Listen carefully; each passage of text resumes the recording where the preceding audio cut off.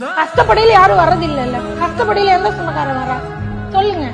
100 உடனே என் சொந்தக்காரன் வரான், உன் சொந்தக்காரன் வரான். 100 இங்க எல்லாரும் சம்பாதிக்கணும், மான மரியாதையா பொழைக்கணும், இப்படி இருக்கணும் அப்படி இருக்கணும். இது எல்லாமே சொந்தக்காரனால தானே, அவனுக்கு நம்மளை தேய்க்கிறனால தானே.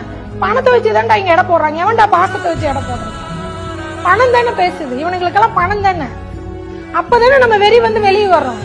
நான் சம்பாரிச்சு காட்டுறேன், இந்த பணம் தானே, இந்த பணத்தை வச்சுதானே நீ என்ன கேவலப்படுத்துற, அந்த பணத்தை நான் சம்பாரிச்சு காட்டுறேன், நானும் பணக்காரன் ஆகிறேன் தானே வெளியே வர்றோம்.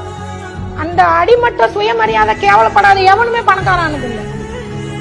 புரியுதுங்களா? அந்த செல்ஃப் ரெஸ்பெக்ட் எங்க அடிபடுதோ அங்கதானே நான் சம்பாரிச்சு காட்டுறேன்னு வர்றோம். அதுக்காக தானே இவ்வளவு வெறியோட ஓடுறோம்.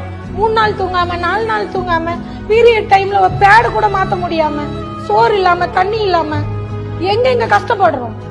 நம்மளுக்கு எவ்வளவு பிரச்சனை இருக்கு. அத்தனை தாண்டி எதுக்காக ஓடுறோம் சொல்லுங்க? அந்த வெறி